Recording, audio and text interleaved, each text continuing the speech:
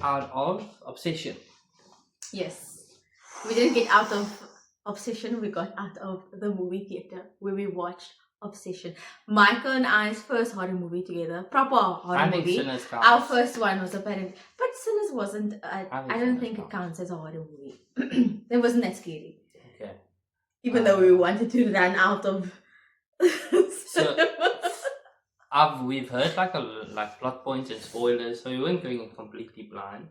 But I think personally that was good for me because I wouldn't describe myself as like a horror person. I'm not really big into like things that are like overly gory or demonic or whatever. But I did find this to be like a very cleverly made movie. I think her name's Indy Nefart. How do you say her name? I don't know. I'm not even gonna try. But she was so good. She was so good. She was really She was good. so. I think by now it's like a worldwide phenomenon, so we'll just talk about spoilers. But there's moments where she's coming in and out of like that state there's this like being that's suppressing her consciousness, and when she's like flickers in and out for those seconds. Oh my word, it really does feel like another person is coming in and out. And for her performance, she's just amazing. I think she's really good at I don't know, there was a scene where her face like visibly switched from like one emotion to the next, but it was so subtle. I think she was sitting on the couch. There was a scene where she was sitting on the couch and then they had like an exchange before things went really bad. Well, at the point where things went really bad. I can't remember the exact scene. But she was sitting on the couch and he said something to disappoint her, and her face like, yeah, it was creepy. When she does like those extreme faces, like the extreme smile and the extreme frown, like those are so. The smile was crazy. The frown is hella. You think so? 100%. I don't because think like so. The person who recommended this movie to us both was my sister's boyfriend, and he said that in the cinema that he watched it before because he's seen it a couple times, he's found that like the guys and the women have very different reactions in the cinema, and we were lucky enough to watch it in a full cinema today. And there was like a lot of like laughing from girls and from just girls. And I didn't find the movie funny at all. Like I didn't find any moments where I would I like every now and again I just like maybe chuckle to myself at the depth of cowardice that fucking bear. One of the most. He plays his role really well as well. Oh, because I was so annoyed with him the entire time. I think like the fucking every crew member, every department was firing off. Like this movie was super well made, and I heard obviously everyone's heard the stories about like the budget and the crew and how indie it was. Like I didn't pay attention to like production value. Like it didn't seem like it was lacking anything. You wouldn't notice, say. And I think horror movies are like that, where you can get away with like a decently low budget and really have this fucking stellar movie. I think like as everything was perfect, like the lighting, the music, and there are jump scares in there. So these are the soul jumped out of the auntie next to me, eh? The soul jumped out of the auntie next to me. I screamed when she came through the window because that gave me a bit of a fright. But the movie isn't scary. I think it's unsettling. It's just unsettling, yeah. And it's very like that suspense of like, oh, what's gonna happen now because of the music. I think the music plays a big role. Also, I saw a video of Kari saying kind of tells you like, look, feel this. Yeah. This is gonna happen now. Feel this. So I don't know how people pick up on this. So I watched a video of Kari Parker saying that his audience, he never wants to underestimate it because they'll always figure things out, right? As you should. Take the audience fucking seriously. So, someone picked up on the fact that every time the little one wish willow thingy, that device, every time it's used throughout the movie, like the pitch gets louder. I think, higher, louder. But it does become louder. I don't know if you noticed that. No, the sound is like that where you watching all the sounds and then just suddenly the music gets huge. Everything Yeah, gets yeah, huge, and yeah. it's almost like, okay. But it's I feel like happening it now. got louder as the movie went on, is what I'm I saying. don't know what to say, but maybe it can It be true. became Because I was like- at the mercy of the movie for a little bit. I was like, oh, fuck me.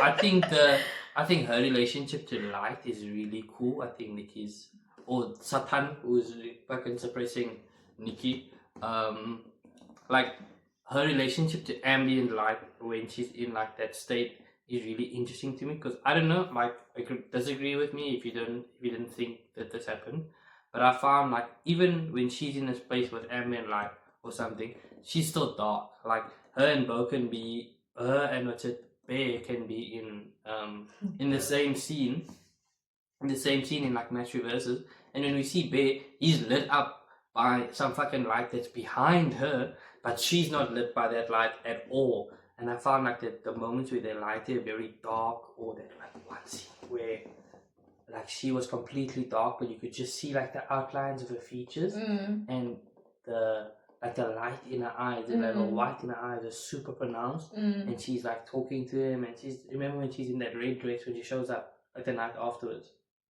very early. Yeah. She's so, no, she's so good. Oh my word. Like, there's been a couple of performances recently, like from female actors that have come out of nowhere that in my like estimate, like I haven't really paid attention to what they've been doing recently. Like Molly Supreme, that I think Odessa Zion's her name. She was amazing, and then this girl, I'm so excited to see what she does next.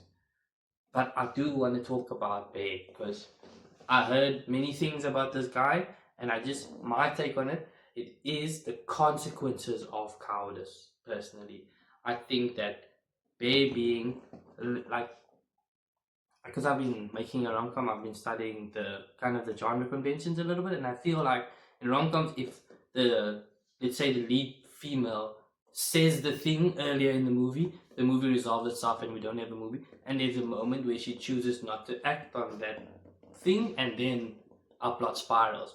And fucking Bear, he chooses cowardice every single time. Yeah. And he just like, he starts as like in a low version of himself where you're like, okay, you can kind of feel sorry for him and maybe he was this and that. And then he just like doubles down in the worst parts of Every himself chance he gets, consistently. honestly, we can just put an end to it, or like, you know. And like, he's fairly aware of what's going on. Like, I don't absolve him at all. Like, I was actually very happy that he that he that she made the wish, because I didn't want him to get an easy way out. I felt like he was just like I mean, having sex with her knowing that she's not there is fucked.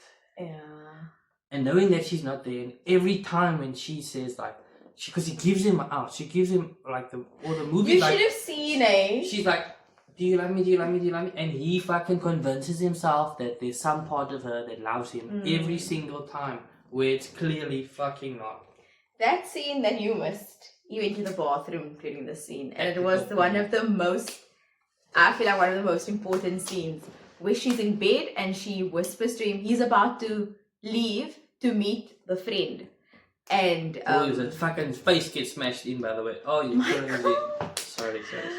You know, if I don't stop you, then you're just gonna keep going. No, you're right. Or you're gonna give the whole movie away. That's it. And you can keep this piece in. See, now I lost my place. When she was like, she was in the bed. Imagine I'm trying to explain this, and you like telling my story for me. No, but you said you lost your place. I was like, I didn't even get there yet. I was explaining how you went to go pee.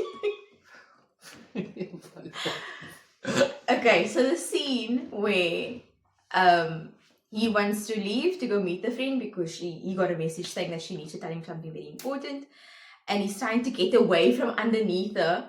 And they show actually, okay, so this isn't what I wanted to say now, but I just remembered they showed him like from the side, so then from the side, and her face was completely dark but looking at us, and he was like staring up, looking up on his back and trying to like get out from underneath her arm without disturbing her. Oh my word. But like I was looking at Jane and I'm like, oh, her eyes open. Like, we just can't see because her face is dark, you know. But anyway, so immediately he gets up, and then I think he's like slowly trying to back away, and then she whispers to him, she's not here, or she's sleeping, talking about like this thing that took over her, and asks him to, or basically begs him to kill her. And then he just like, she was begging, she was scared. Like, you can, anybody that misses out on like that, just like, what are you even doing? What are you, anyway. Yeah, and then he just like slowly backs out of the room. And then he still goes on to like try and convince that girl that she's in, that they're having a proper relationship, and like, yo, no, fuck. No. And the Hansel and Gretel thing, oh my word, like, ugh, fuck. Okay, what do you give the movie out of 10? Oof, so I'm not familiar with horror movies, but I think it's I mean, it feels Just over for the your top enjoyment. to say 9, but I'm safe saying an 8 out of 10. Okay. But it could rise to a 9 over, because I think it's maybe as I watch more horror movies, I'll realize how good this is. But this is my first kind of, this I get you. So I'm not sure on the group, in the genre, if it really is amazing. Okay. Or if it's just like, What do you think? I think I'm gonna give it a 9. I think it was really good. The reason why I'm not giving it a 10 is because I don't know, I don't feel like it's a horror. Every time. Let me tell you, every time me and Simone go watch a movie that I deem to be like my first, like, I was like, okay, I don't like horror movies, but I'm really big. I have to watch Sinners, and then okay, this is a horror movie. We get out, she's like, that's not a horror movie. We go to this one, everyone's been telling me it's a horror movie. We check the ticket, it says 16. We're like, I can tell there's gonna be a fucking caveat after No. this. I don't think so. I just don't think it was scary enough. I need to get Michael into a movie like The Nun or something, See there, the Nun. The Nun. Please stop it. Okay, yeah. But yeah, I think it was a really good movie. I enjoyed it, and I'm actually very excited to see what he makes next. Yeah, and shout out to fucking indie young directors. Never. I'm not gonna butcher surnames. I'm indie. Oh, I was saying like indie directors, like fucking like young directors that are not part of the system and everything. Like, what's his name? Curry. Curry like the. Curry's a mental first Curry name like for the a curry. white man. I suppose Curry is an even more mental first name for anyone who's not white, or probably more mental for people white. Okay.